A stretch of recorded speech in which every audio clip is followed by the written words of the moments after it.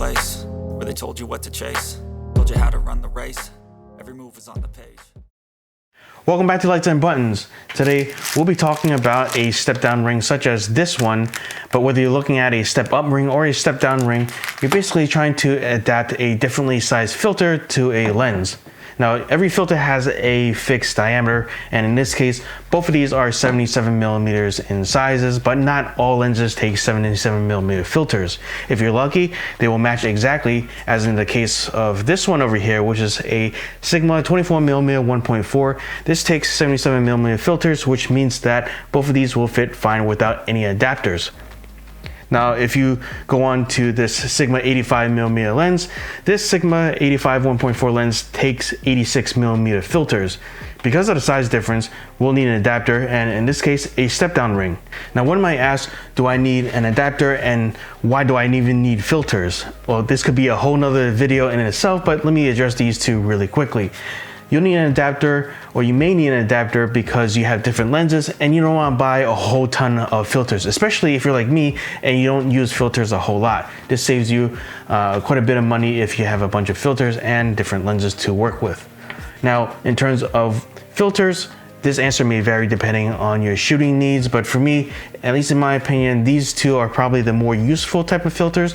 The first one here being an ND or neutral density filter. This cuts down on light in general throughout the frame, and it does it so evenly. The second type I have over here is the circular polarizer. The circular polarizer is useful in making the sky darker, and yes, that can be done in post-production, but it can also cut down on reflections, which is very hard to do, if not impossible, in post-production. So that's why having a circular polarizer could be handy. But the big question is, by using something like this, will this negatively impact your images or videos because you're adapting a smaller filter onto a bigger lens, and will the edges start showing up in your photos or videos? Let's find out. To test this out, I mounted the Sigma 85mm f1.4 art lens onto the Sony a7 III with its default configuration, which is a single 86mm B&W multi-coated UV filter in front of the lens.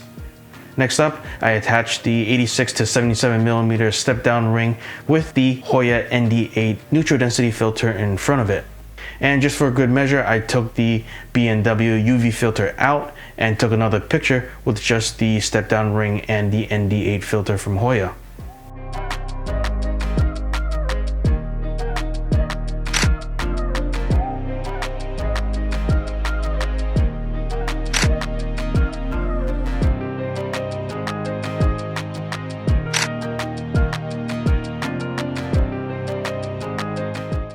Here are the images side by side, and me personally, I think it's fine. Personally, I don't let vignetting bother me that much because I accept it as part of the natural characteristics of a lens. What do you think? Let me know in the comments below.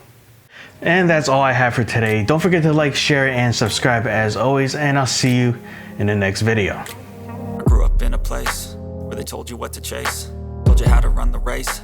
Every move was on the page, but I didn't like their way. Had to fight and misbehave, had to find a way to change, had to leave to find my way. Caught up in a daydream, I beat my mind up there almost daily. It's how I pass time, no opinions safely. It's how I understand what I want in this place, see. Cause everybody wanna tell you bad things, what could go wrong?